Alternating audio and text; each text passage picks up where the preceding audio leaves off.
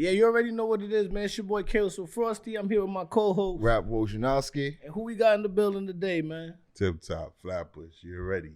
Okay. Yo, you know, we did this interview already, but we had to do it again because, you know, the sounds and the mics was kind of off in the last joint, you know what I'm saying? So we gonna have to do this the whole rundown again. You get And what we I'm actually did it at the other studio, not this studio. Yeah, it was in this studio right here. Shout out my boy Preach, you know what I'm saying? He was too busy. But yeah, what's good though? What's good with you, man? Easy, can't complain. God is good. I'm alive. Yeah, that's what's up. All right, so as you already know, we start off like this, tell us exactly where you coming from and everything. Brooklyn. Started in Crown Heights when I was a jet, as they would say in Miami. Then I moved to Flatbush, and then Flatbush was my history from '81 all the way. Like what age you moved to Flatbush? I want to say I was 9 or 10. Oh, okay. It's early then. Okay. Early. So at least break it down for us. Like how was Flatbush between Crown Heights and Flatbush like back in those days? You know what I'm saying, around 81, 82 type joint. I mean, it was different completely. Like it was two different worlds. I don't remember it being as Caribbean in Crown Heights as it is now. Mm-hmm. But Flatbush just had a whole different world to it. You know, though it was Caribbean, it was real urban. Mm-hmm. You know, it had the balance because there was breakdancing back then. That's where I come up from, and also graffiti. Mm-hmm. That's where I got my name, Tip Top. Mm-hmm. You know, writing on the walls. And of course, it was crazy hip hop, but it was crazy reggae. Mm-hmm. And you had different genre of nationalities in Flatbush also. Mm-hmm. Crown Heights, gay the same, but it was more American. Okay. To my recollection. Mm. All right. More in the same vein, like the Crown Heights was more in the same vein as like a Brownsville, Bed-Stuy type shit. Yeah, but I would say because Crown Heights did have Caribbean, yeah. So it would be like Bed-Stuy, Brownsville, then Crown Heights, yeah, then Flatbush. Okay. All right, man. So basically around those times it's Caribbean, whatever. So it's basically around like they had cruises type of stuff like at that time. Yeah. Like what kind of cruises out of those times? A-Team, Izod, Low Lives, Decepticons, breakdancing crews was like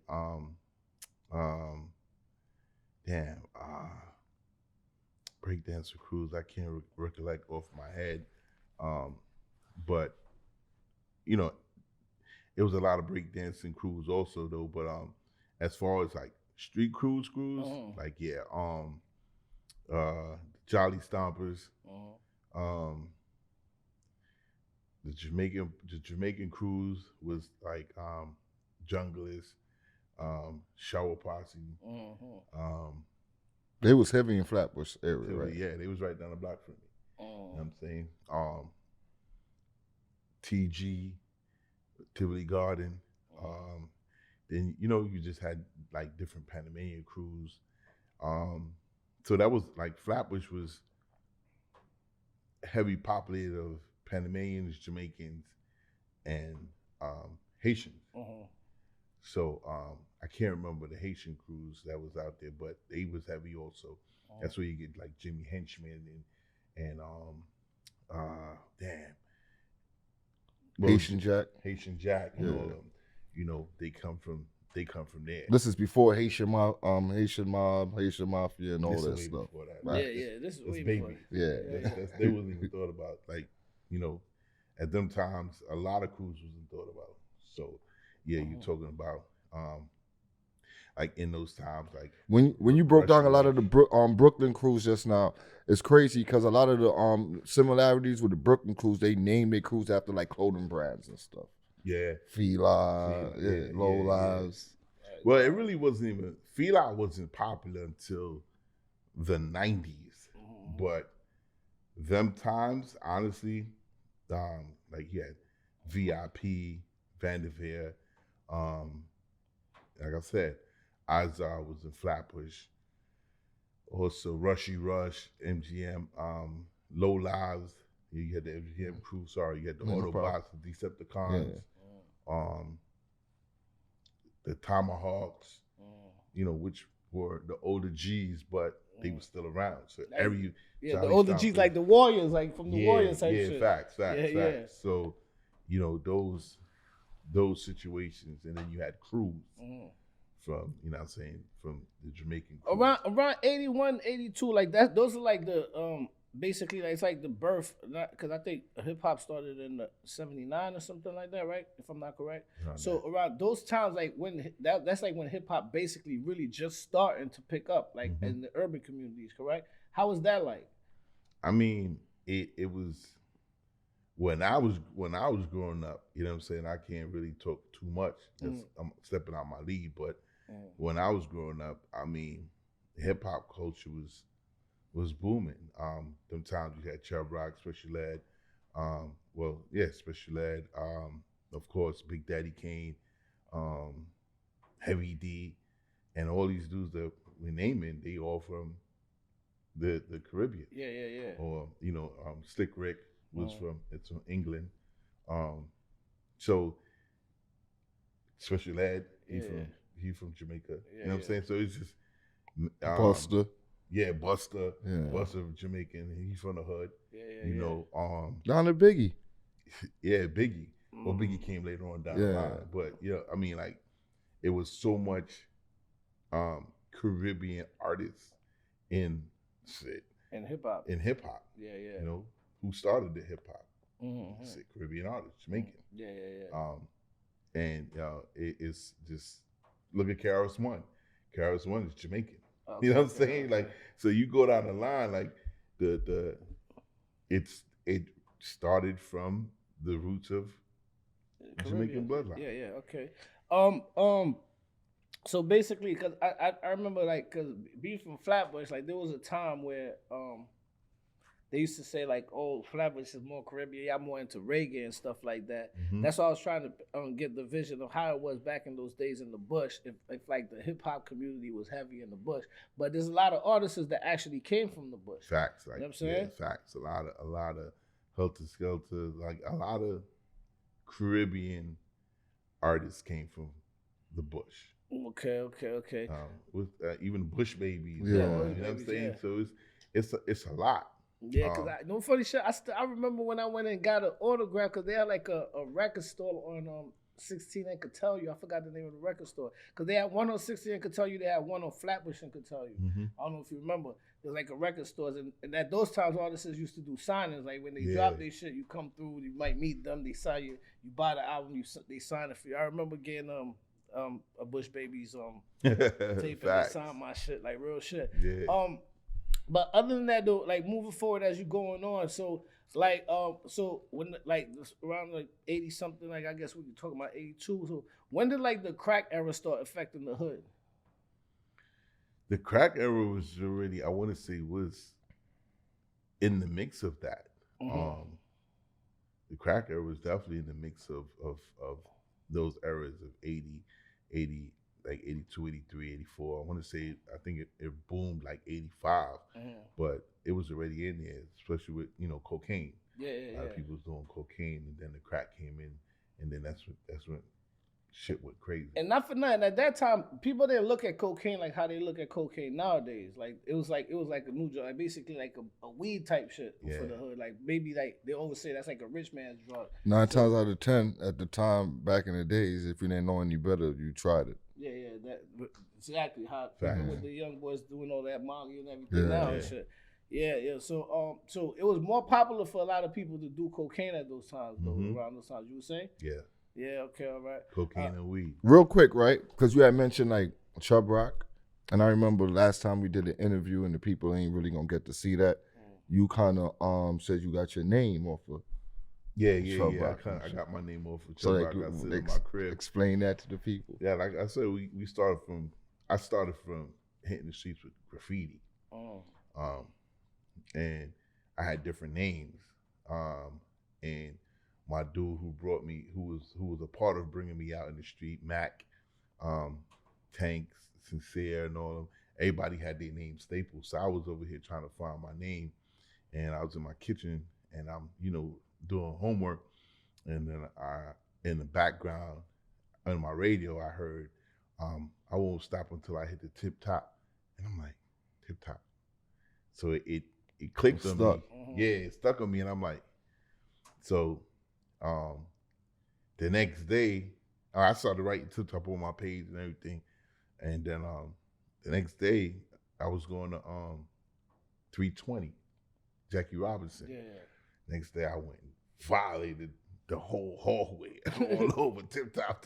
So nobody knew who was Tip Top. So when school was over, we was outside in behind the school where everybody get let out at, and everybody just like, yo, some dude, Tip Top, he just tagging all over the place. He fucked up the whole school, and I'm laughing. And dudes was like, yo, who the hell is Tip Top? And I'm like, yo, that's me. So like from then, man, it was just catapulted from there. All right. So move forward. So like when we talking about like, okay, now you went from tagging, whatever, because basically that was like the hip hop thing. A lot of people might not notice that because it's not as popular as it was now. Back in the days, tagging was like a big thing. Oh, facts. Tagging is history. And it was like, especially like you catch people trying to tag in the wildest places. It started like beef. The highest places. 100%. Writing over somebody's name. Yeah. Tagging. Yeah. At that time, the pause, they used to call that shit buffing. Buffing, yeah. So they would come through and buff your shit. That was like a big problem back in the days. You know what I'm saying? Facts. A lot of people don't understand, like, even graffiti was like, because nowadays for the gangs, they kind of like mark it out, whatever, but they don't understand, like, that's always been like a disrespect even before gangs. Because like once you come through and, like I said, pause, you buff somebody, joint, like you basically tag over, like somebody will go tag somewhere. He might try to tag like an odd place, like the highest of the buildings. Yeah. And somebody like, what? Oh, nah, this nigga higher than me. I'm about to go up there and buff that shit, buff that nigga shit, and put my shit over his shit, and then that shit led to beef. All right, so fast forward, we moving into that, whatever. The drug game picked up in the hood.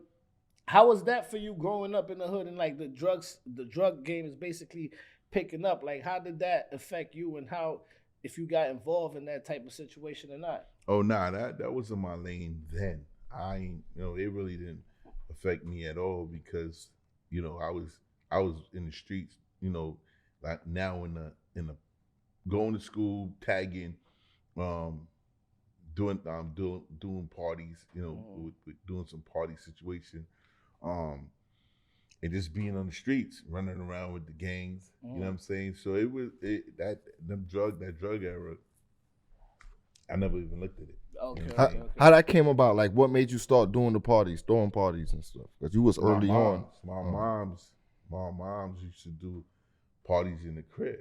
Okay. So that's what also led me going to the streets. Yeah. You know what I'm saying? Being inquisitive. Because I'm like, yo, party going on in the crib, shit is crowded. I'm gonna go outside. Because I be on the block and everybody outside late playing music or whatever it is. So I'll come outside and I'm chilling. And then I realized that's when I was like, damn, nightlife is what's up. You know what I'm saying? Like, it's lit at night. Yeah, it's lit at night. Like Friday, Saturday, and Sunday. Like, oh, my mom used to have parties Fridays, Saturdays, no Sundays. Fridays and Saturdays. So I'm out in the streets. And that's also how I end up seeing, at the age of like 10, I seen like 10 bodies. You know what I'm saying? That was my beginning of the wild factor. You seeing 10 bodies from being outside like 10 years old. Yeah, they had a club called Turntables down on Martins between Rogers. It was Rogers and Linden. And the Jamaicans used to run out there heavy. So they shot up that club. And when they shot up that club, like I was inquisitive, so I came out the crib and nobody's really on the block. So, I'm just walking down the block, and when I got to the corner on Parkside and Rogers, and I looked down, I see mad big spotlights and police and all that stuff down there. So I'm like, all right, well, I'm gonna go down there and see what's going on. And I walked down there, and then they had from Linden all the way to Linden, Martins, and Church blocked off, and I just seen mad sheets. You know what I'm saying? Like, so that's the trauma of, I remember that, like, oh shoot. Then I hear people talk like, yeah, they just come in and shoot up the club on the rear. I'm like, oh, so these people that's dead. You know what I'm saying? Like, Yeah. So, you know, I counted and I'm like, damn, this is 10 people. Yeah. So the big murder that took place over there at Turntables. And then like 2 weeks later, 3 weeks later, my mom's at another party and I end up seeing out the crib too again. And a dude, a Panamanian dude, he got murdered right down the block, on my block, in front of his building. Like, he was getting ready to go in his crib and he ran up on him and he hit him. So I seen that. I'm like, damn. So, you know, that's the triggering of my whole upbringing. Seeing that. So, you know, with the parties and everything, and then triggering and not knowing that, you know, my mom's was doing parties for the fun of it and just to have people around, which I fell into that lure of, you know, the same thing. And she loved music heavy because, you know, she has crazy music, crazy records, you know. So even though we're from Panama, my family's Jamaican. You know what I'm saying? So not only Jamaican, but, you know, from England too. So, which I never really paid too much attention to that. I just knew what I liked and the music and everything and graffiti. So all that came hand in hand. You know, breakdancing, music was always in my crib, and the parties. You know. Okay, so that basically what inspired you to the party. So move us fast forward. Now we go into the 90s. You basically growing up to be tip top. You know what I'm saying? Like, now you starting to get your name is getting up there past basically just tagging and everything. Now you becoming like a I would say a street entity. Or street legend. Yeah. I mean, not yet. You just coming up. You know what I'm saying? But you get your name in there now. Now you're in the 90s, and like the gangs start coming into New York City. When we talk about gangs, we talking about the Bloods and Crips, because prior to that, it wasn't no Bloods and Crips. It was more, it was no Bloods and Crips. So now when the Bloods and Crips start coming into New York City, how did you get involved in that situation? Well, before all of that, you know, it was UK. Yeah. So even being UK, you know, there was really like no stipulations of who you really mess with. You know what I'm saying? But the main base is UK. So, you know, I was also Decepticons.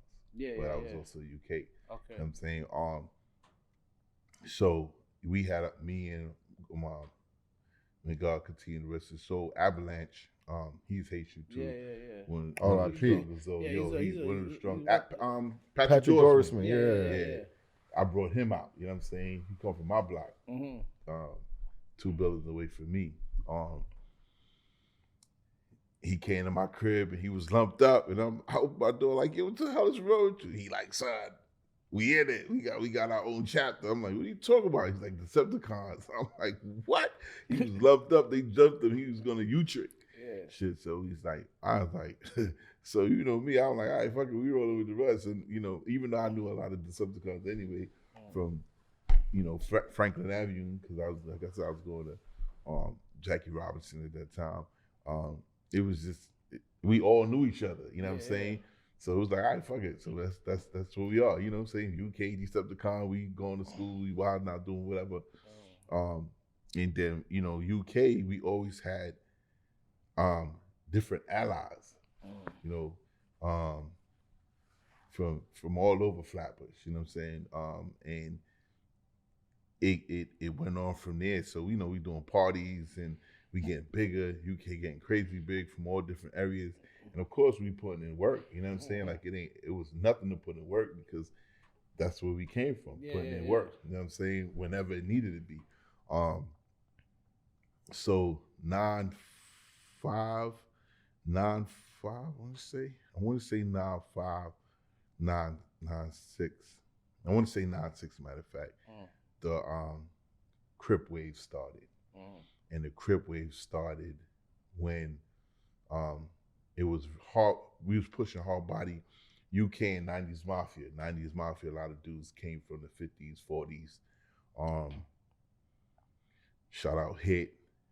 Shout out Hitman. It's my dude. He was like the main face for 90's Mafia. He was the main face for 90's Mafia, but 90's Mafia, like I said, entailed from 40s, 50s, 90s, few dudes from the Ville. And like I said, I was doing mad parties, so everybody coming to the parties from all over. Yeah, that's how you know what I'm saying? So even the Ville started coming out heavy to Flatbush parties. You know, at the time, Ville wasn't really coming to Flatbush parties. They'll stay more in the Ville. You know, BMW was around, and a few dudes from BMW was fucking with 90's Mafia. And with that being said, that like a year later into it, which was 9-6, because we was rocking from 9-5, 9-6. Then the Crip wave started. The Crip wave started from 90's Ville. You know what I'm saying? I don't even know if I want to call names, even though the names is already solidified in books and police and everybody, you know, but them dudes on that side started it, and a few dudes from 90's Mafia that is entwined with them picked it up. They started coming around. So my kings now that was heavy with 90's Mafia also, they started to pick that whole situation up too. Me, I didn't pick it up. You know, I'm not saying I was jacking it, because at the end of the day, it was new, so I didn't know what was going on. I just seen blue flags. Really didn't know nothing about no Crip of Blood, none of that. And more of my dudes started jacking it, you know. And with that being said and done, it was just like, okay. So again, we never really shunned anything because we've been UK, Decepticons, UK. Yeah, basically been part of groups and like it was, I would say so crews it and was shit like neutral. that. We welcomed anything. You know what I'm saying? Hearing you speak, that it sounds like you never was part of anything then.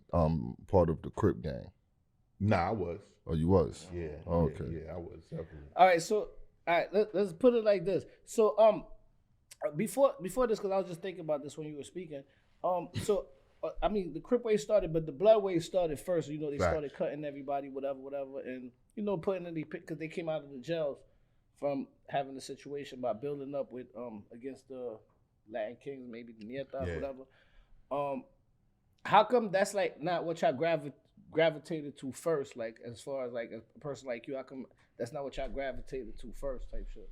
I'm pretty sure you probably knew Bloods from when they was like coming home from jail. Before. Yeah, I knew Bloods from Albany projects. Like I used to be in Albany projects all the time. My family lived in Albany projects. I used to be in Albany projects, so I knew like the big OGs: Frankie Boo, Ralph. Well, now it's Ralph Lowe, but Frankie Boo, Ralph Lowe, his brother, Sport Lowe, like all these dudes. I grew up KO and everybody, so I knew them, but that was in Crown Heights.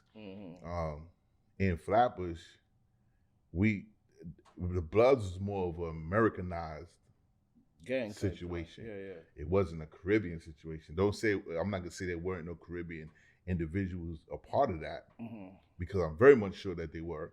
But if you go back to what I was saying, Flatbush was the last of the urban count. It would be Bed-Stuy, Brownsville, Crown Heights, and Flatbush. So there wasn't that much Bloods in Flatbush. There were Bloods, but there weren't that much Bloods. So what came around us was the Crips. Because of, you know, the dudes that was on that side, which was from A through Trey. Yeah. So A through Trey is definitely the father of starting everything out here. Or should I say the mother of starting everything out here in New York on that side, even though you had Lokes in New York, but they were quiet, like Junior Mafia and them. You know what I'm saying? They was in the Ville, in the Star, but quiet. You know what I'm saying? You really didn't know. It wasn't like a recoupment thing going on. Yeah. Right. But A through Trey came hitting, out the park with different dudes. I'm listening, bro. Yeah. I guess we bored, right? Nah, I know what I'm about to ask so next. Go Agent ahead. Shay came hitting different because now it's in the mix and everybody's partying, and then you see blue flags, you see purple flags, you see orange flags, you know, and we all together, and then it's just dudes hanging with each other. And I'm gonna say I can say my kings because it's noted, you know what I'm saying, a lot of them is locked up, and this is what it is, like Bizlo, Cooley, Chino, everybody, my kings started really forming with 90's Mafia and the Crips. You know what I'm saying? Like I said, I wasn't a part of it, but whatever my niggas was rocking with, You was rocking with. I was rocking with, but I wasn't Crip. Okay. So that's how that took traction with the Crips, and then I started, then we started hearing more of Bloods is cutting old ladies and this and that, and it was like, damn, dudes is violent, you know what I'm saying? Cutting old ladies, cutting little kids. It was just like, damn, bro, like no regards. like nigga, we vicious, my nigga, and we ain't violating no older ladies, no grandmothers, and no kids. So that was a turnoff. So it was just like, damn, bro. So a lot of dudes started becoming Crip because of that. You know what I'm saying? It wasn't the fact of anything else. It was just like, damn, niggas is wild. Yeah, they're just red. So it's like basically on this side, Bloods formed in the jail basically off of like the oppression from the Land King, and like it's like in the streets. Land Kings and police. Yeah, and police of course, and then in the streets it's like niggas started reacting to the way the Bloods recruitment system was going on, to basically like, yo, dog, y'all just cutting random civilians, and so people was like, yo, dog, we not jacking that. It was almost like a rebellion towards that. Okay.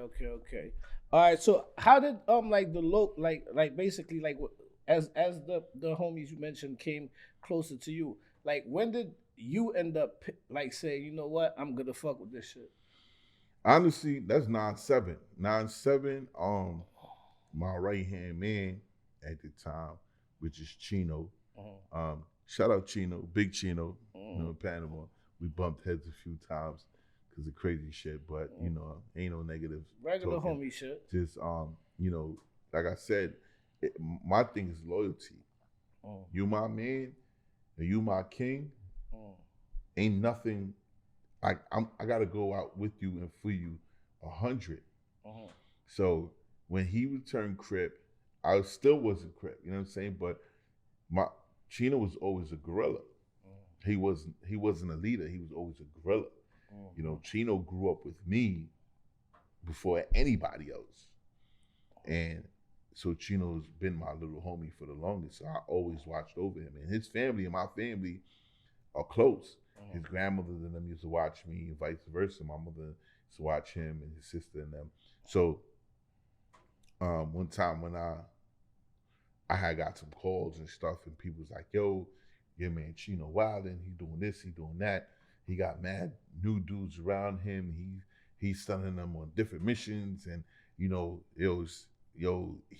know what he doing. And you need to go check on him, whatever. Because, dudes is doing your thing, doing their thing, they doing their thing. I'm not going to interfere with what you're doing. Yeah. You a leader, bro. You know what I'm saying? Like, I'm expecting you to know how to lead, so I don't got to get involved with anything. But when I started getting different calls, it was just like, so one time I got a call, and they like, yo, he in the park, and he got like 50 dudes with him, 50 mad dudes, bro, in 92 Park. So I'm like, all right. And he's like, yo, they 92 Park on Parkside type. Yeah. Inside, yeah. They doing universals and dudes coming from all over, and he wild, and he's sending dudes to do. So I'm like, all right. So I got on the dollar van, and I came to Parkside, and I walked in the park. When I walked in this is my park. You know what I'm saying? I walked in my park.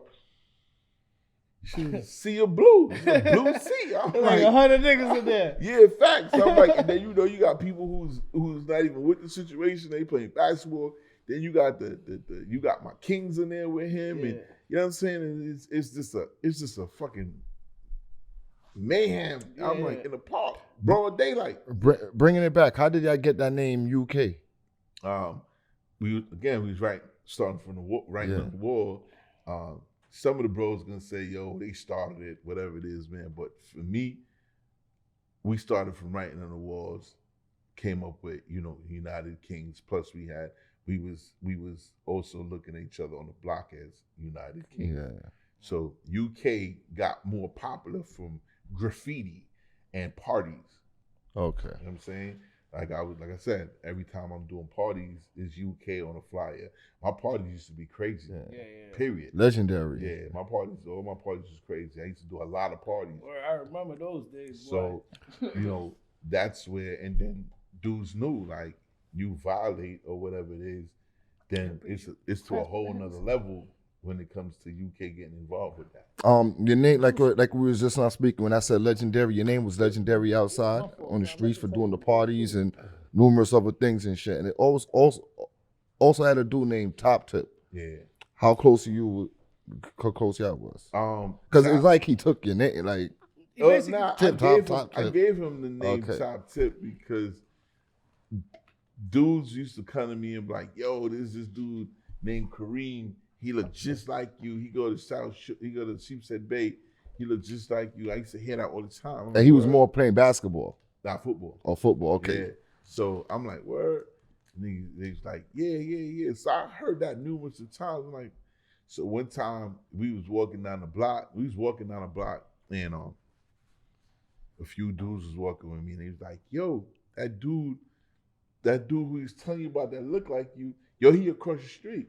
So we crossed the street, and I walked up on him, and I looked at him, I'm like, damn, yeah, he do look like him. That's it. It's like same built, he had fronts in his mouth, he had braids, and he was like, oh shit, Top Tip was not a me, and I was not a Top Tip. Yeah. So what I mean by that was Top Tip was more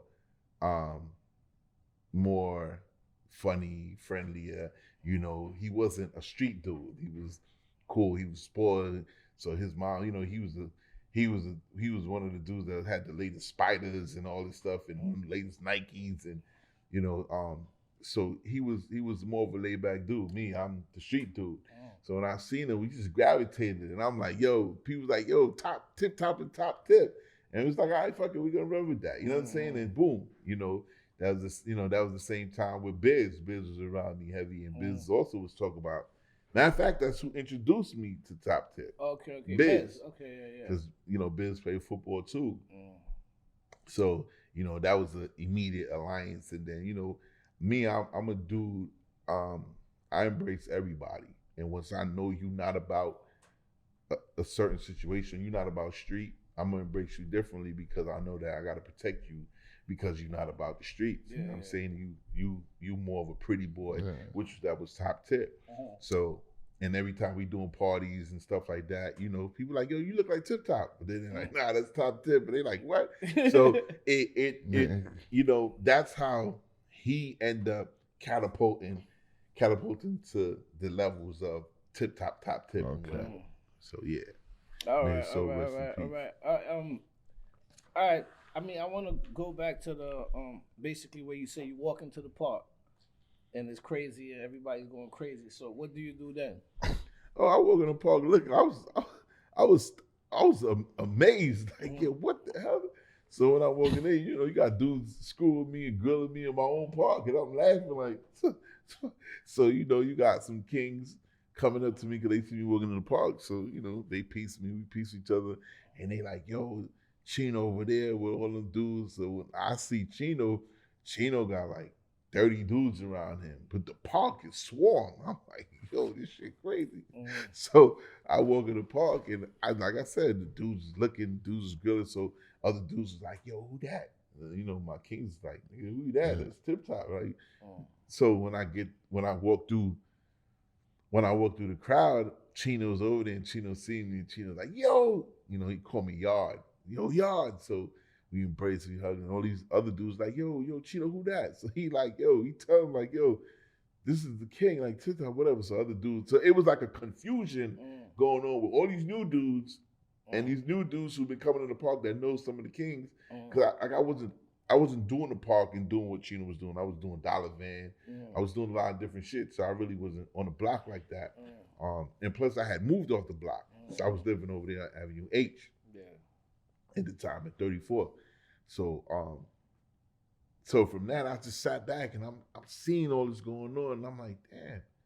So I'm telling Chino, like, yo, bro, you don't even know all these dudes. Like, what are you doing? What's going on? And I just seen it in Chino, like, yo, I got these dudes doing this and got these dudes doing that. And I'm like, yeah, I can see this is not good. It's gonna go good, for you. Mm-hmm. So, I made a selfish decision, not thinking about it, not doing anything. I was like, yo, call everybody over here. So he called the cipher, so everybody came through. He basically called the university right there. So I stood up and I'm like, and I let niggas know who I am and what it is and what it is. And I'm like, yo, this is my little nigga right here. You know what I'm saying? So if anything happens to him, I'm coming back for y'all. And I'm not only the only one coming back for y'all. This is what it is. But I already knew, like, even when I was telling Chino certain shit, I'm asking him certain shit, he was so in the clouds because he's now a leader that he wasn't listening to what I was saying, what I was just trying to show him about the movement, which I understood because at the end of the day, you your own man now. So it's like, nah, I got this. But he didn't have it because it was obvious that you was setting up for failure. You know what I'm saying? Because the way he was talking to dudes, reckless and stuff like this, and putting himself out there, and he wasn't making sense with a lot of stuff that he was saying. And I the next day I called Chino and I'm like, yo, no, matter of fact, I had thought about it and I'm like, yo, I think my best bet is Chino's not listening to me. I think I got to get into his world for him to understand where I'm coming from and show him. I'm going to get in his world. Again, I'm not thinking about anything else. I'm just thinking about him and his safety and holding his back down. Winky was around that time. I never knew Winky either. So, it was Winky, Chino, and, a few other Lokes that was around, like Ra Loke and, Baby Loke and all the rest of these original, this was before UGC even came apart. They was CCC. So I'm like, yo, you know what? I told Chino, I'm like, yo, when I pulled up on the block probably like 3 days later, and I'm like, yo, I pulled Chino to the side. I'm like, yo, I'm gonna fuck with you being Crip. And he was like, what? I was like, yeah, I'm gonna fuck with you being Crip. So, but I didn't want the spotlight. I basically told niggas how it was gonna go. Like, yo, Chino, of course, you the man. Winky, you the next in command. And me, I'll just be the third dude. I'll be the facilitator, or I hold niggas down. And that's how exactly it went. When we was having universals and Chino was talking and I'm seeing dudes like not feeling what Chino was saying and I'm peeping everything, I had to step in for Chino, like, yo, Winky was young at the time, real young, so a lot of dudes respected Winky for what, he was saying, especially his mom's being Crip and all this stuff. And so, he had the heritage of being Crip. So I'm like, all right, if you got the heritage of being Crip, I don't know nothing about this. Who am I to be in front of you? And y'all got this thing running. So I played the third, you know what I'm saying? But I end up talking, and so now dudes is really seeing what I'm saying and what's coming from, what it's heading for, that my shit was real. You know what I'm saying? And that's how the gravitation of more people coming around. And, I was the third dude, but I became the face and the vocal of everything that was going on. Because I remember personally, like, growing up in the hood, like, before you heard anybody's other names, I mean, you heard Winky, you heard Chino, but really and truly, everybody, it's like automatically they put Tip Top at the top of the shit. Yeah. Like, you know what I'm saying? So basically you're saying that happened with when Chino was talking and people was not, I would say, like, people were not leadership. He didn't have that leadership skills. And then when you stepped up and started speaking, then they started gravitating to you. Yeah. All right. Because I was wondering how that happened. Because the way you explain it, I'm looking like, that's not how I remember it. But I guess this is how it was on your side, basically saying, like, you know what? Because when you in the hood at the time, let's say 97, and you hearing about Crip in the bush, Tip Top is like one of the highest names. Like you hear Tip Top, you hear Biz, you hear RP A Slope. You also hear Dog because CC3 Dog, A Slope had 5 C's, and Biz had like at the time I don't even think. Biz was just starting. Biz was running with KGC, no? Nah, KGC. Biz was moving with it. KGC wasn't even fully solidified because Biz was moving with Tone Loc and them from Cali. From 90's. He was 8 Trade. Okay. All of them, you know what I'm saying? And they was going to Cali and they was making a move. So at that time, like KGC was just like starting. So even like honestly, we had blinders on. So it really, when you was talking about Ace Loc, yeah, rest in peace, that's the homie. Definitely met him, good dude. He's definitely from the motherland of LA neighborhood. We never respected that because we didn't hear nothing about that. Yeah. You know what I'm saying? Even when Dog came, you know, with his hood, we never heard that either. I'm not gonna say we wasn't respecting his hood, but you know, we respected Dog for who he was, but it was just like, yo, the neighborhood is at that time. At that time, we switched everything over because I'm like, yo, I told Chino, like, yo, that CCC really don't make sense. Like, you know, we all not from Clarkson because it was Clarkson something Crips. So it was like, and I'm like, you know what? Why don't we call it UGC? And I'm like, yo, you take it from UK, United, we all gangsters, and we Crip. So let's make it UGC, United Gangster Crip. And from there, it was just, you know what I'm saying? Yeah, like UGC took off in the hood. UGC was like, So we, you know, but again, you know, with everybody doing their own fractions, Cooley was locked up, I2 was locked up.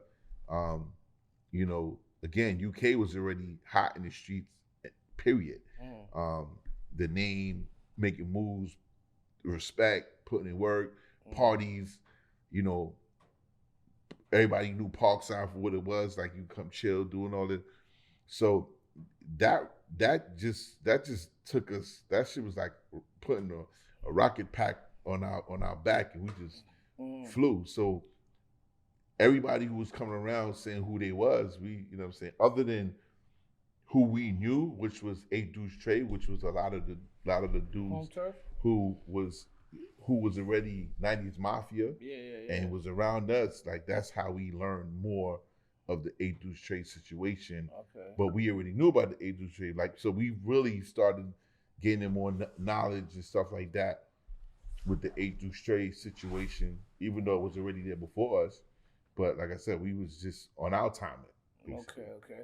So now let's say like UGC is picking up and basically, so now Tip Top is becoming like the Tip Top household name, basically. Household name and as far as gangs in the bush. I'm not gonna lie, Winky too. Wink is all you hearing at that point is you hearing Tip Top, Chino, and Winky. You know what I'm saying? So now that y'all running the hood, whatever. How did that feel for you? Now that you know that the spotlight is on you, now even though you consider yourself the third man, but now every time, I'm pretty sure by now you knowing that everybody's saying Tip Top. That shit never got to me. Like I said, I knew my place. You know, I never try to come out my place and be the front nigga. Chino was it. I stand on that. You know what I'm saying? Like Chino was the front man, and Wink was the second man, and I was the third. But I knew that I had more. I ain't gonna say I even knew. Like dogs, I've been leading from fucking the 80s. You know what I'm saying? Like Chino is way younger than me. So I've been in the streets longer than anybody. So Winky's probably 12 years younger than me. You know what I'm saying? So at the end of the day, my name is solidified because of the work that I was putting in way before, even Chino. But when I spoke, I was speaking facts. I was speaking real shit, you know. So dudes gravitated to that, and dudes seen it, and dudes understood it, and like you said, you was hearing Tip Top way before Crit. So in that time, being UK, we wasn't letting anybody come around us. You couldn't just come on the block. You couldn't come. Nah. Yeah. Personally, I grew up in like Avenue C, so I was around like niggas like that. I was like, I would say like niggas that's like I don't know if you remember these crews like ACM, NR, and that type shit. Yeah, and that's my niggas know what you know surrender. So when after a while, I remember them coming back around because I'm still young at that time, and I remember them come back around. Everybody's talking UK. I'm like, what the fuck is this shit? I'm like, yo, dog, like, cause I'm young, so we just getting used to the ACM, NR, and S type vibes, and then now they coming back. Yo, it's UK. I'm like, the fuck is going on out here? But that's what the older guys started jacking. I guess because at that time I'm so young, I'm hardly even going to parties. I can't get in. I'm probably like 10 years old, 11 years old. I'm like, the fuck is this shit? But I'm on the block every day. I'm on Avenue C. Every day we outside, whatever. Niggas. At that time, every crew had a baby crew. So I'm running with the baby crews of all these gangs. So if there was like a ACM, there was like a little ACM. If there was a NRNS, there was like baby NRNS. Yeah. So I'm chilling with those guys, and then but all of a sudden the old niggas start coming back. I guess they going to parties, and now everybody's talking about this UK stuff. So that's why I'm like, what the fuck going on? Like that's where that's like one of the first times I start hearing about this nigga sleep. Put your foot down, nigga. No, this talk. That's my when nigga. I start hearing about the UK situation, and I'm like, what the fuck is that? You know what I'm saying? Because I have no idea. Like I said, I'm not in parties at that time. You know what I'm saying? So that's when I started hearing about UK. So moving fast forward now, I heard about Tip Top from when I was younger, but then now when the Christians start taking over in the bush, I would say, then you start hearing Tip Top. It's like everybody had like I'll be honest, like everybody had like either a respect or a fear for the name type shit. You know what I'm saying? Yeah. So everybody, and I'm pretty sure it doesn't matter where you from at that time.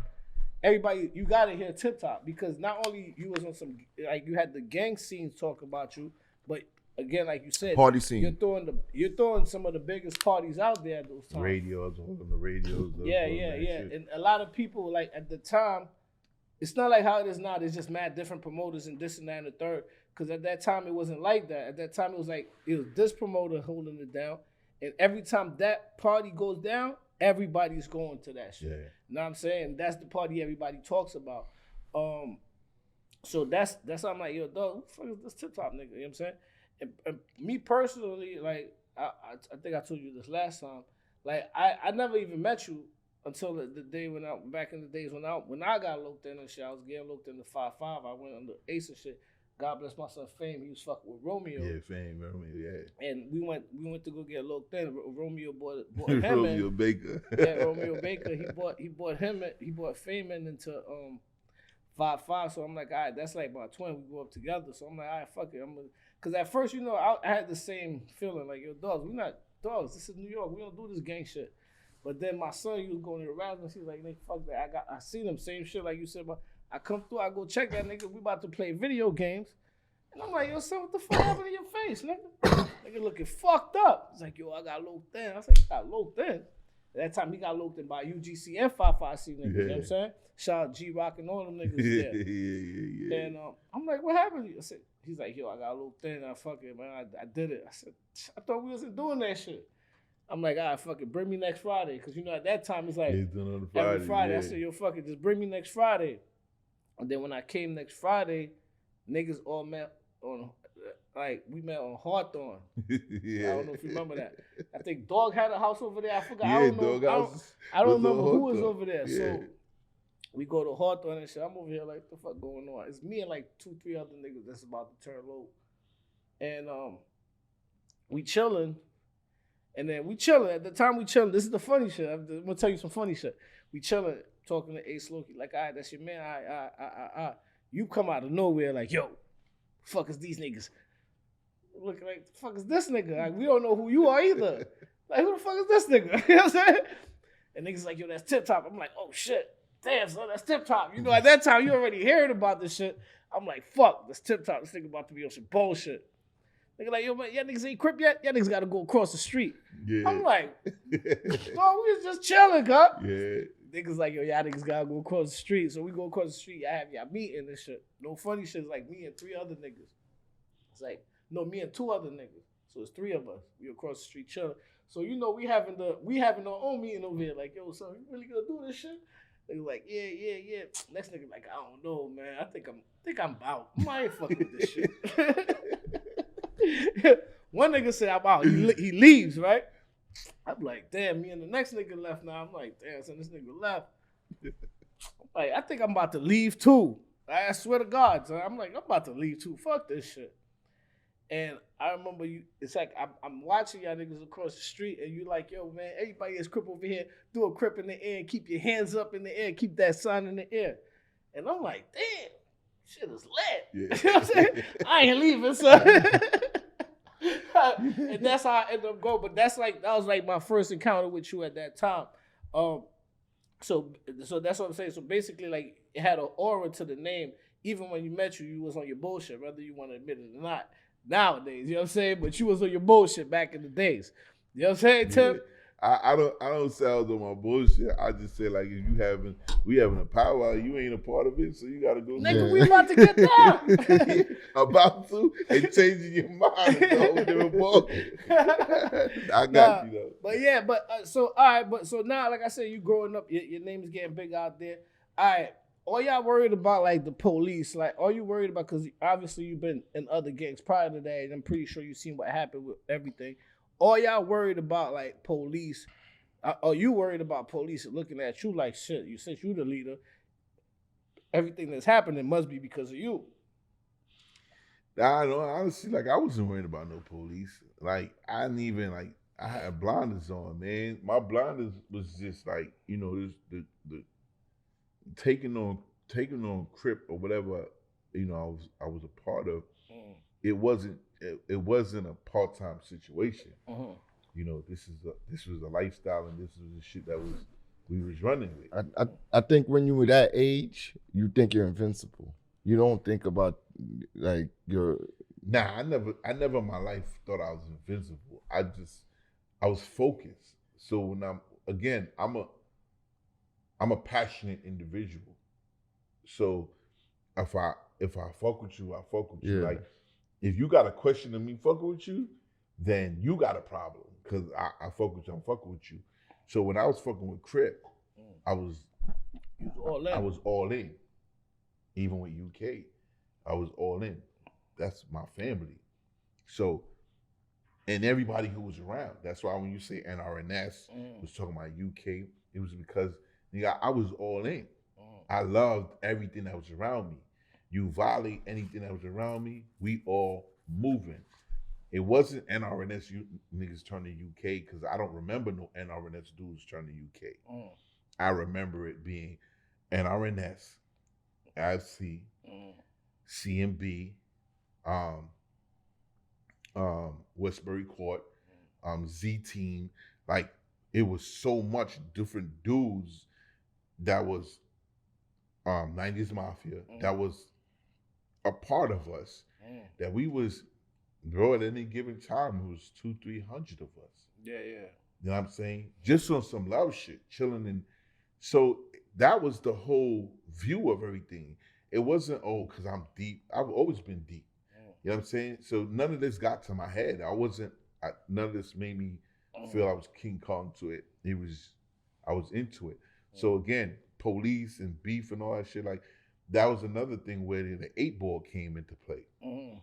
Where it was folks, Crips, Bloods, everybody was one.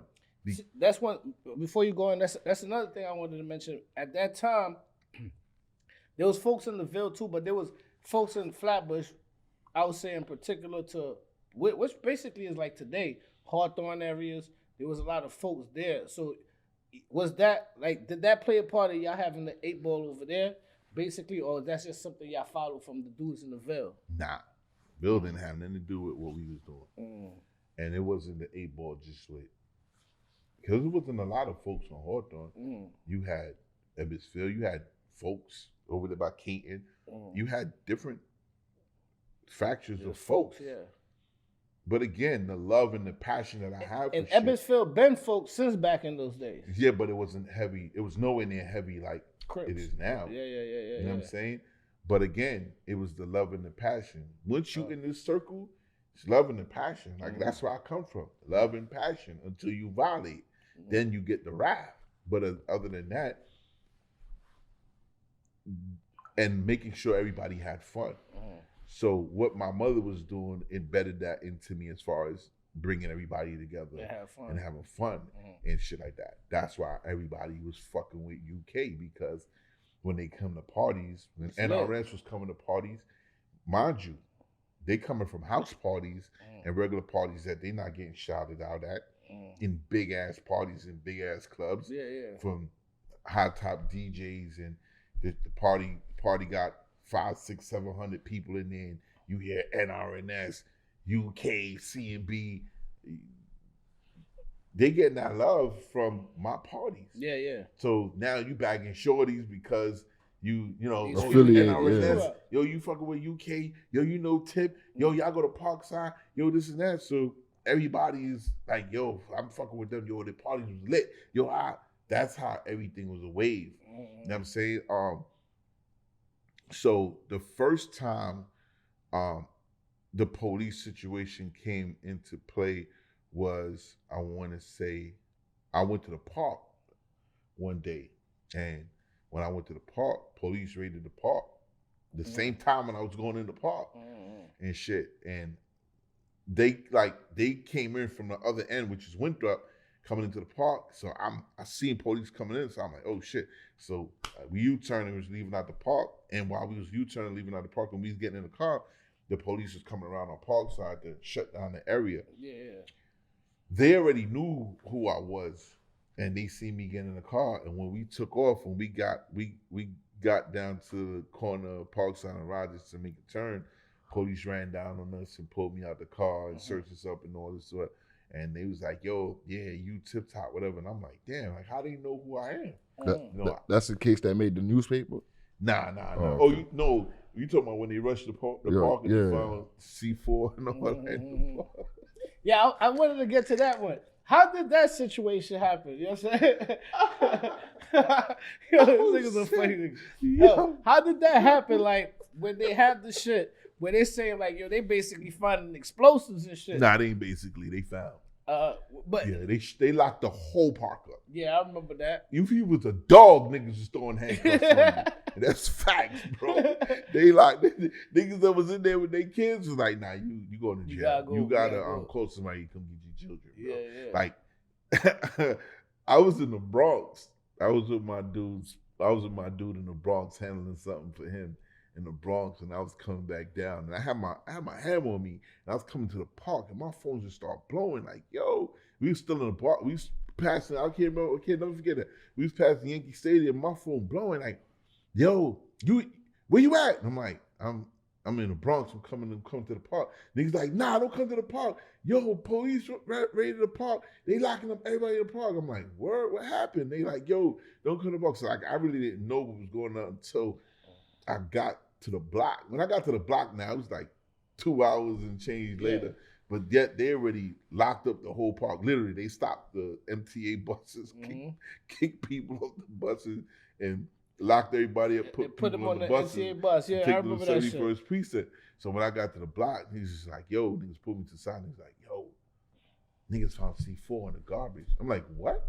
He's yo, they found C4 in the garbage. They found guns.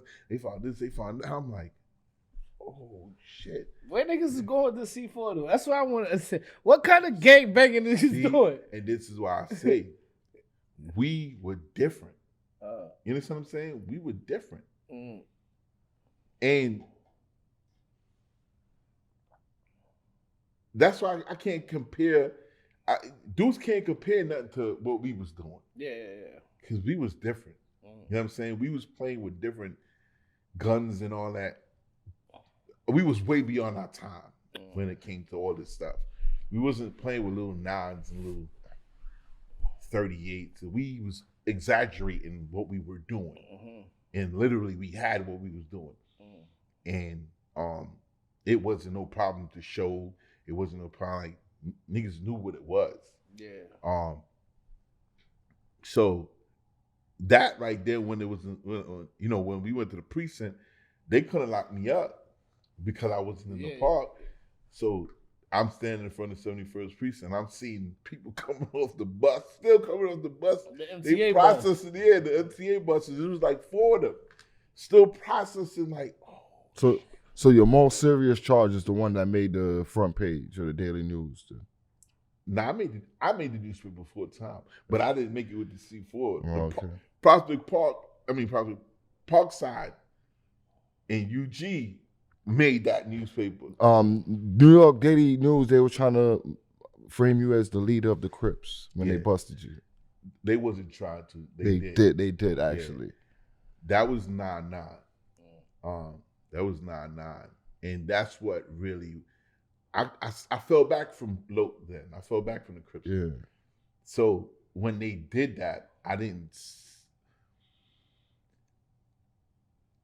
There was motives behind that, but I never faced anything like that, so I didn't know how to handle that. Yeah.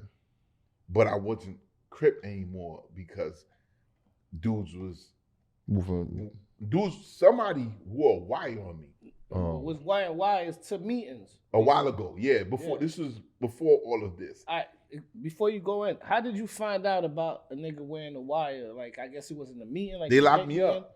They locked me up because me and Tony Matron. No, this dude who's one. That's my right hand. So we was doing our birthday party in a club called The Rock. And they ended up shutting my party down. Shit was crazy. It was ridiculous. They shut my party down and I ended up cursing them out. So they end up jumping out and locking me up. When they locked me up, they took me to the precinct. The Rock is on Pennsylvania. No, it's on Rockaway. Rockaway. Right by the 75th precinct? No, that's 6-9. Yeah, right? 6-9 precinct. 6-9, okay, yeah. Yeah, that's in the floors.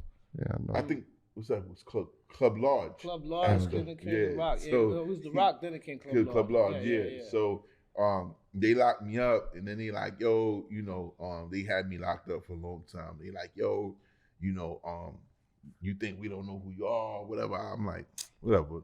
I'm tight because now I just lost thousands of dollars because of these dudes. But this is when I was cripping.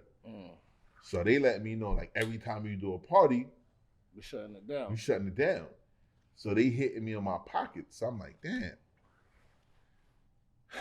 But all right, cool. So I wasn't cooperating with them. So one of the officers was like, yo, we got something for you. So I'm like, whatever. So they held me in the precinct for a good while. Then they came like probably like 2-3 hours in. They couldn't do nothing to me because I just cursed at them. So they couldn't send me, there's no charge cursing at them. So they ended up letting me go with a disappearance ticket. But at the same time, them niggas came in with the old recorders where you put the tape in this way and he So nigga put it down the table and he pressed play. So while you press play, I'm handcuffed. And I'm hearing mad noise in the background. I'm like, all right, I don't know what the fuck you playing. So I'm here. Then I hear somebody speaking. Yo, shut up, yo. Hey, like, so now, while niggas is like, yo. So I hear my voice. And I hear me talking loud and clear. Like, yo, I know for a fact, I was like, yo, we gonna crip correct. We gonna put in work, we gonna do this, niggas gonna violate, we gonna put that work in, and dudes who, we need lawyers, we need lawyers, we need this and that. If you trying to go to college, let us know, we gonna raise this money, we gonna put through this. So I'm talking shit that, uplifting shit and building the lokes up and whoever else is around. But police is like, nah. That's a leader. This dude right here, he leading differently. Yeah. That's like a big conspiracy shit. Yeah, that's the leader. Yeah, But yeah. this also stems back to PvP, Black Panthers, and Bobby Steele, Huey Newton, and all these, yeah. So it's like I didn't know none of that, but police knew it. And again, I'm just doing this of the real shit off of me. You know what I'm saying? Uplifting and building the community. But the police see me as a threat.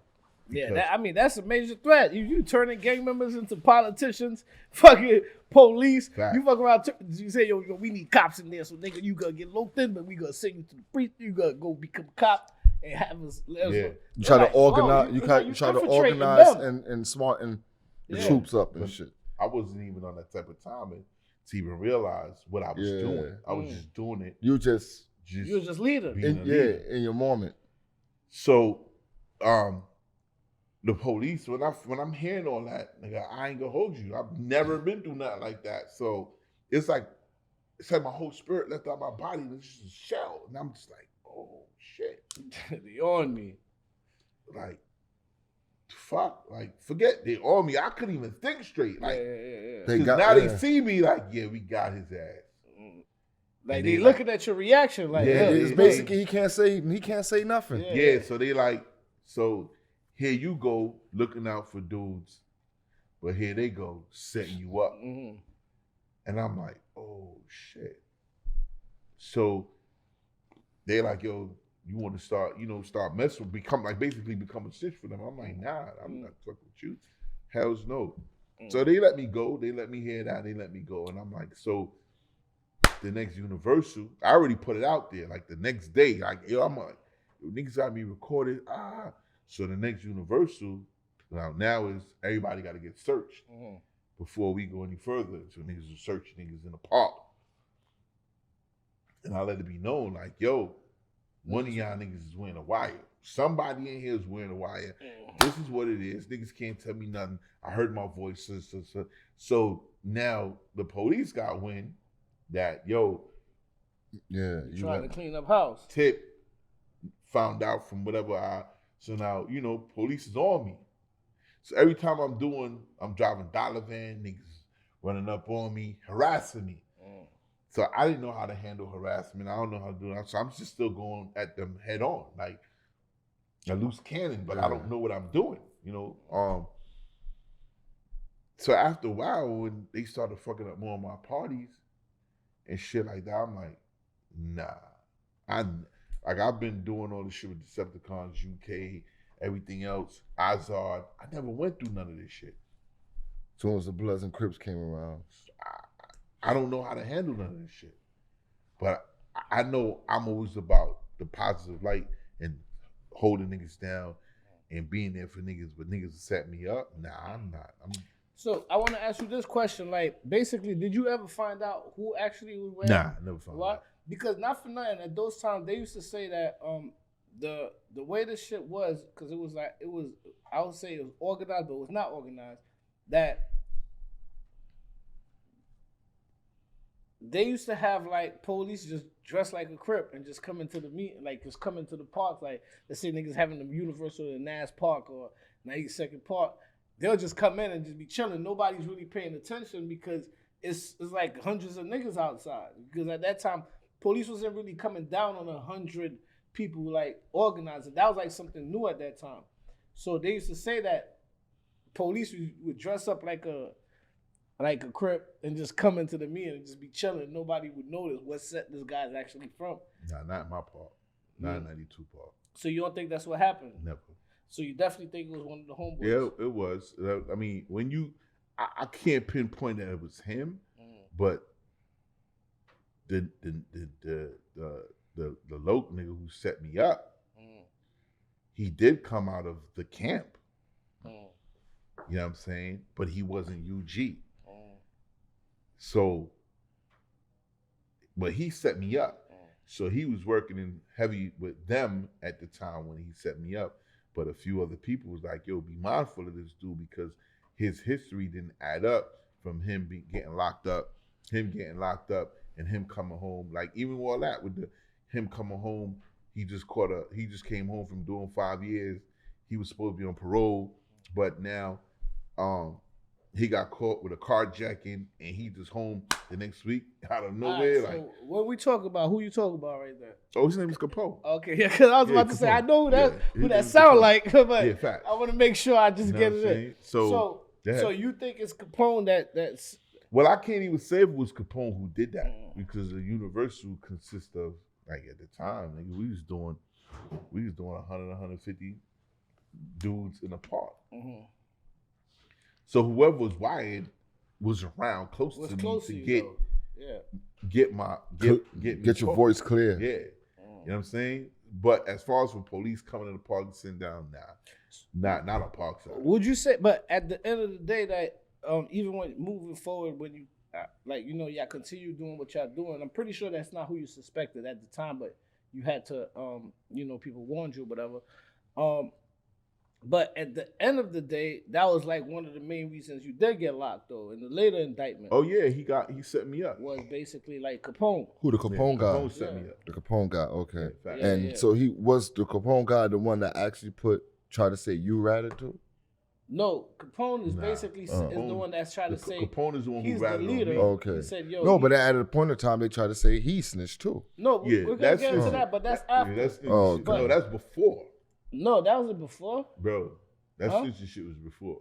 So before the wire. So you trying to say they tried to say you snitched prior to the wire? Facts. Prior to you being labeled as the big homie of the Crips in Brooklyn? Because that's what the Daily News said. See what you just said? Yeah. You see it? You know how much niggas that shit kills? Like, nigga, we started this. Yeah. How the fuck he get the light? Mm-hmm. I didn't want that light. Mm-hmm. You hear when we first begin the conversation where it started from, the mother. A through straight, right? Yeah. So imagine if you the one who started something, this is your baby, and you don't even get the credit. Yeah. You like the little guy. Niggas ain't paying no attention to you. Niggas paying attention to the second dude or the third, who was the wave. We're the second dudes. Who was the wave? So you say the Brownsville first. You started it, and niggas took it. Okay. And took it to a whole different level. Yeah. You understand what I'm saying? And therefore, somebody A Deuce Trey start throwing dirt on my name. And you know that shit that French Montana says? That's that what's that when they start what he said? Something about when the truth don't work. They start telling when the truth don't work, they start telling lies. Yeah. So basically, when the hate don't work, they start telling. Hate don't work, they start telling lies. So you saying that basically they said that you were snitching prior to the indictment? Facts. I mean, I don't really remember that. Nah, you not, but I'm gonna give you the history. No, of course. That's why you here. I'm gonna give you the history. Yeah, but because so all right, so how do you think that came about though? You snitching prior to the indictment? Because the big homie from that side. So he put it out there. Yeah, of course. But what was his reason? Bro, I couldn't tell you. The only thing I can tell you is, like I said, when A Deuce Straight started, yeah, they was making their moves, but it wasn't the moves that we were making. They was making the moves in the Ville and in the 90s. And then it was trickling. When we started cripping, the shit was like alcohol, fire. Like when I turned Crip, the whole Flatbush basically turned Crip. When I turned Crip, everybody who was warring against each other, Haitians, Jamaicans, Trinis, everybody that was warring, and blocks that was warring against each other, they all became Crip and stopped warring against each other. And they was all 98% was UGC. And we was going all over. There was Crips getting shot in Brownsville, in Bed-Stuy. That's all my mother's life. I don't even know them, but I'm pulling up to the hospital. Yo, what's cracking, cuz? Yo, who you? Niggas family like, who you? I'm like, oh, I'm from this side, IUG. Niggas like, oh shit, you TikTok? Niggas like, yo, that's TikTok? Like, I'm meeting people's parents. They like, yo, not even his own homeboys is here. I'm pulling up in motherfucking Brookdale. on Loke niggas like, yo, what's good? Niggas, who you? Same shit. Like, this is who I am. You know what I'm saying? Like, I'm making my moves. I'm rounding all over. This is how I was fucking with damn near every different Loke set that was out of Flatbush. Yeah. Once I ever got word that, yo, a Loke got shot, whatever it is, I was out there. A lot of these Lokes weren't.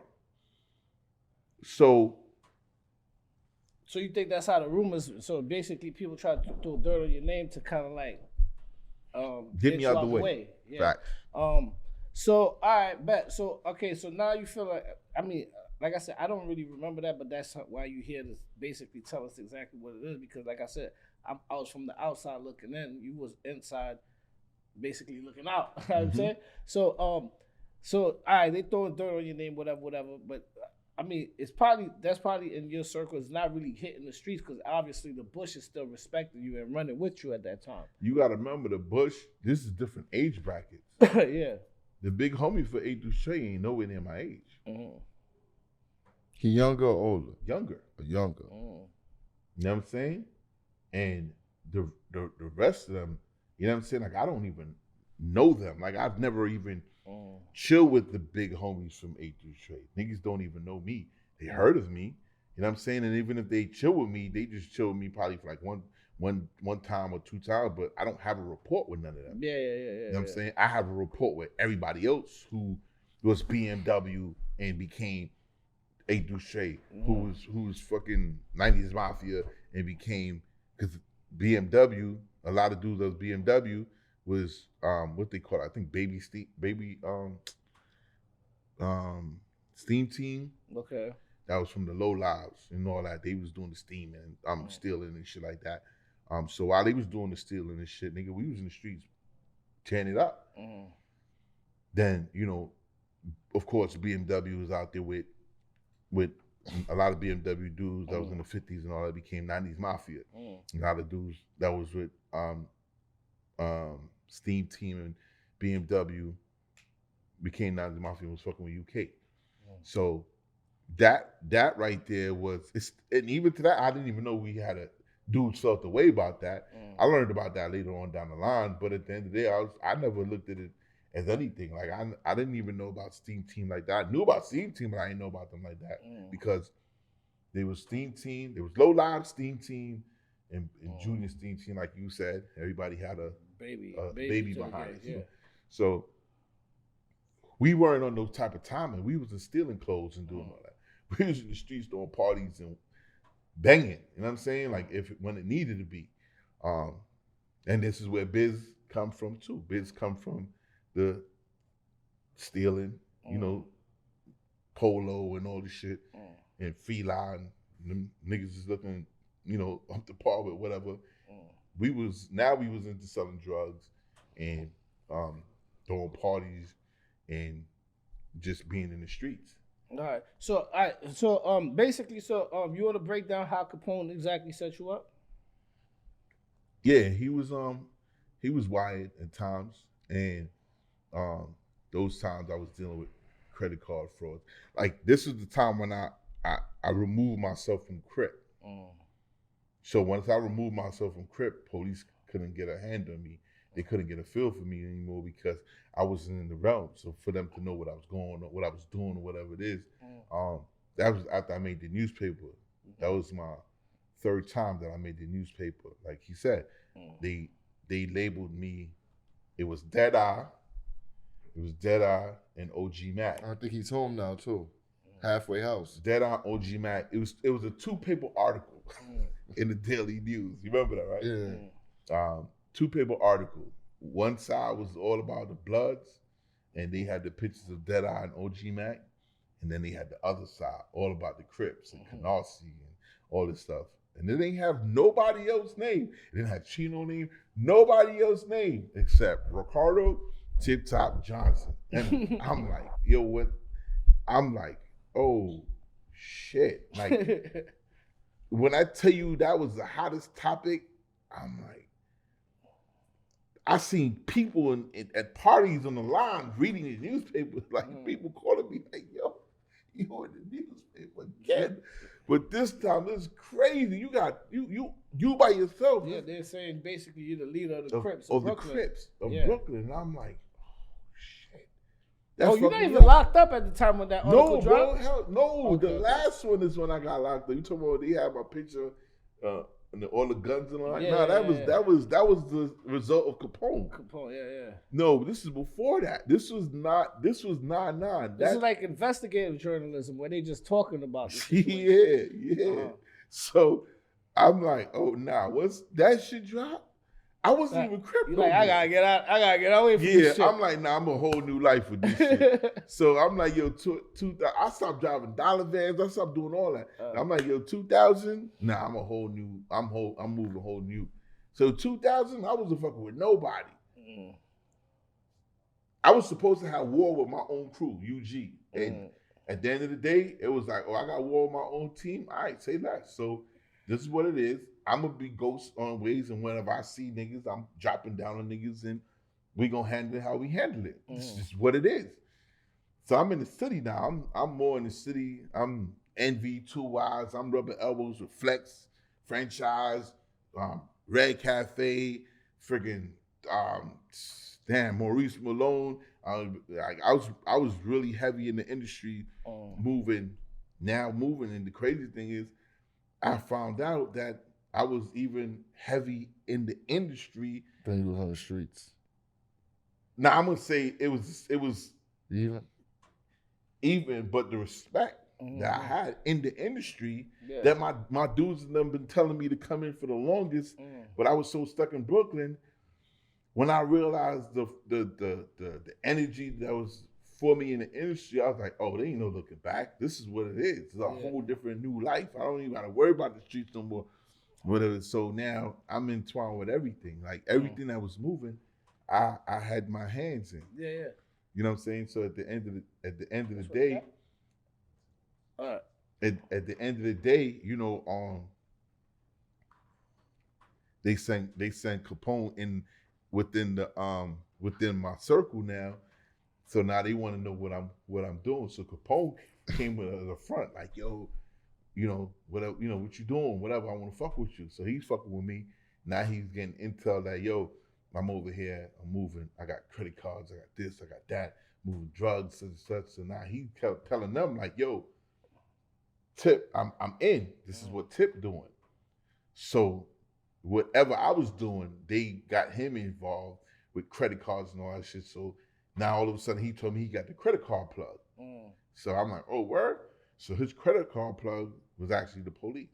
You know what I'm saying? I was getting drugs from other places, and then now he coming to me and telling me, yo, I got a dude who wanna buy, you know, half a key, whatever it is. So I'm like, oh, word? So I'm not thinking of him setting me up. He came from the bloodline. Yeah. So now he connect me with his man, which his man was police. A Bayesian dude. So he, you know what I'm saying? His name was Rob, but real name, whatever. But so now I'm getting work and I'm selling work to the police officer. Now they building their case on me because now they see that the credit cards that I'm getting, they giving it to me. It's already locked in that these are other people's credit cards and they seen it being used. They got me getting it from him. They got me selling drugs to the officer undercover. They got me videotaped. They got him wired in his car. Me and him talking shit, talking about shit, and you know, guns and all this shit like that. Like I was selling to him, or he was connecting me with police that was selling guns, and it was crazy because all that, as they would say, is entrapment. So I was getting entrapped by the police, but this was the crimes I was doing. Okay. So that's how I went down. Where is he now, the Capone guy? I mean, I think at first he had. I don't want to say, but I think they had witness protection. Yeah, but he fucked up with them too. I heard he messed up with them too. He did some shit, whatever. So he was out then. Yeah, he was out the hood after that shit. All right, let's move forward. You know what I'm saying, because I don't want to miss these questions out, of course. Because then after you got caught up with that, a lot of people started saying, yo, Tip is snitching. Like, that's the time I heard. I didn't hear it prior to that. That's when they like, yo, Tip is snitching. Yeah. You know what I'm saying? How do you answer those questions right there? The answer to the question is nobody did time with me. Mm-hmm. C-Reels, Tech Nine, fucking Fibs, Grant, all of them. Winky, everybody got locked up with me. Mm-hmm. They ain't do no time with me. They're home. They've been home. Uh-huh. Yeah, all them dudes is home. You ain't hear that come out of their mouth, right? No, I mean I didn't literally. No, when I say you didn't hear that coming out of their mouth, they didn't say it. They didn't say that. Yeah, they didn't say. I mean that was the rumors. So who continued to put that? So well, I want to ask a question. So the person that actually put that rumor out there the first time, you think he's the one that continued to put the rumor out there the second time? Yeah. Okay. Yeah, of course. So dudes. So he was persistent. Like I said, at the end of the day, they ain't know. I've been home. I came home 2009. I've been locked up from 2000 and 2002. Yeah. 2002 to 2009. The only thing dudes was coming to me with is some paperwork that was online talking about a whole different case. It was a murder that I wasn't even there when the murder took place. But yet, you haven't proven no paperwork of anybody being incarcerated from my 2002 arrest. So that's another thing I wanted to address. The paperwork that was online, I guess, they try to say that in that paperwork that they basically had you as like a cooperate, like a witness for the government, though. You know what I'm saying? Yeah, but when you really read through the paper with understanding, you will understand that not to be cooperate with nothing. Because first of all, okay, let's just go with common sense. If somebody got murdered across down the block, and we leaving out the studio right now, and we walk down the block, and people say, yo, I heard this person do it, and just say we was a civilian, and we walk up to the police and be like, hey, we weren't here. We don't know nothing about it, but we heard somebody saying that these people did it. Would our words hold weight? I'm not sure. Break that down again one more time. I'm kind of lost with that one. We're here in the studio. All right, we're in the studio. A block down, there's a killing. All right. We don't know nothing about the killing. But we walk up. We walk outside the building. We're walking down. Say we civilians, and we hear somebody saying, "Hey, this person killed that guy." We don't know. We walking past the police and we're like, "Hey, sir, they said this person." We tell them the cops. Yeah, I'm saying we're civilians. Okay, and we telling the cops, so that person that just passed us just now. Just now said that this person did it. Do our words hold up in court? This is hearsay. Yeah. I mean, do you know anything about this? Yeah. Where were you? Yeah. Oh, you was in the studio? Did you hear the shots? Was you? No. So why are we even here? Okay. So when that murder took place, which was dudes from, he was actually a part of 90's Mafia. The dude who spreaded the rumor from A through Trey, he wasn't around us like that. So he don't even know the whole tale. Mind you, the dude from 90's Mafia, Shiloh, he's home. He been home for, I want to say, 2.5 years. He ain't say nothing. That's what I'm saying. You think that he would say that you snitched on him? No, he can't say that. He can't say that because he tried to ask me to help him while he was locked up. You know what I'm saying? And I wasn't there, and I tried to help him, but I couldn't help him. So when he tried to ask you for help, how was that? Because he wanted to say that he was at an event that he wasn't at an event that I threw. But when the detectives and them did their homework, which is I got all his paperwork. I paid $2,000 to change to get his whole transcript and everything. So I have all that. But like I said, when you go through the transcripts, they went to the club. Them times they was taking pictures with the Kodak, the Polaroids. Yeah. So you know when you take the picture, this is how I learned from that. I ain't learned from nowhere else. You know when they take apart your picture, that's actually what they call that? The real. Not a real. it's also part of the picture.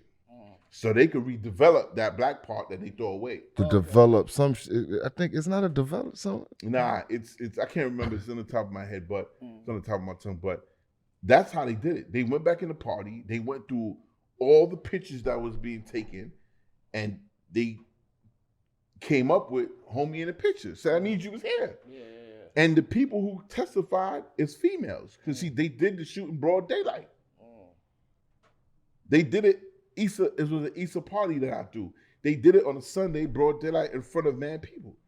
So the other people who testified, which is on the court papers, my name wasn't there because I wasn't there. This shooting happened on Cotillion, 31st, right by the cemetery.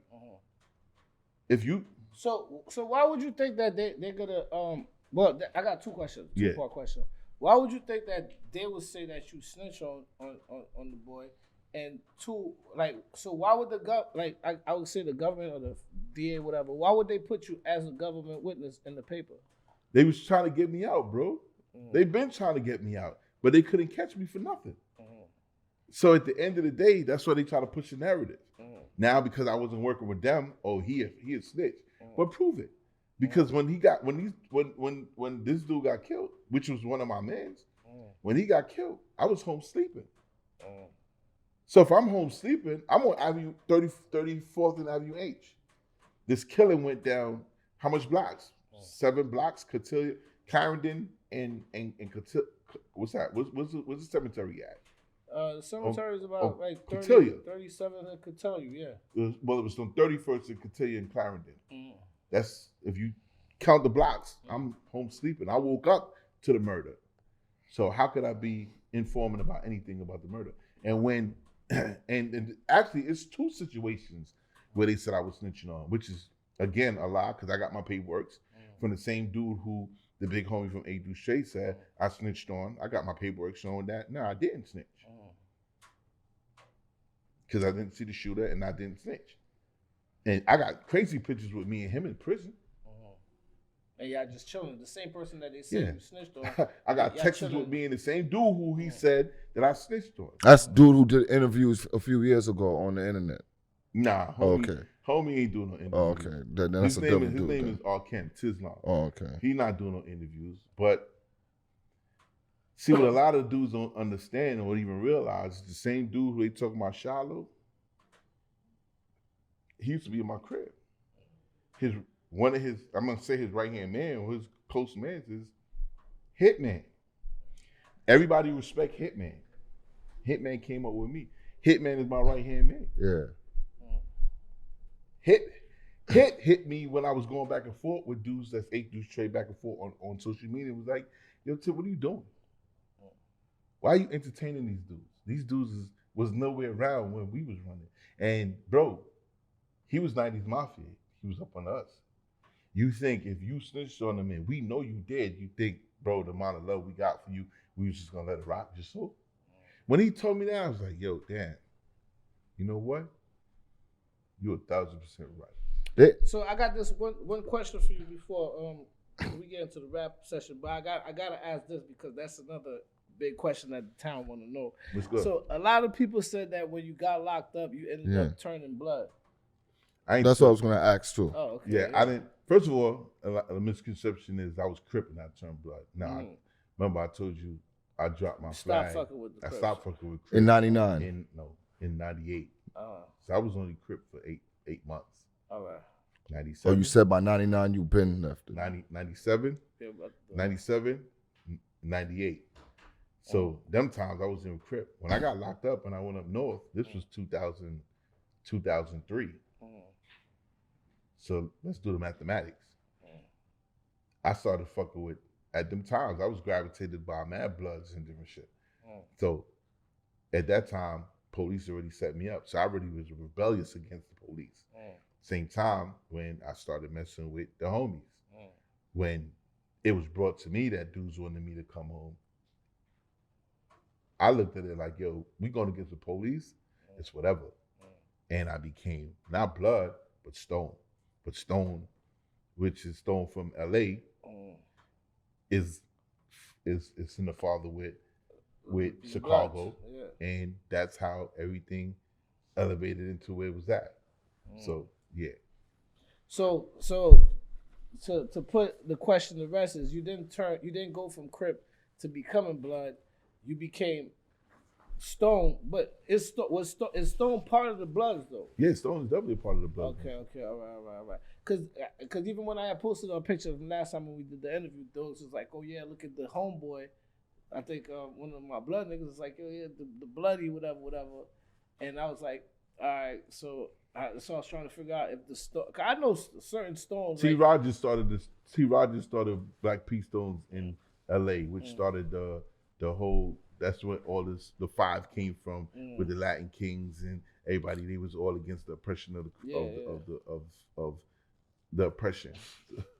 So that's where all that started from. But Chicago, the homeland, motherland, didn't have nothing to do. They're not Bloods though. They're not Bloods. In Chicago, the Stones is not considered Blood. All right, man. I mean, we got the story out. We got the questions out. Any questions else you wanna get? Yeah, that was basically the last question I wanted to ask, actually. Yeah. About the rumors that people had going on out there about saying, the you turning blood and shit. Turning blood and a lot of people. Because I was Crip and I got into prison and I was scared and I turned blood.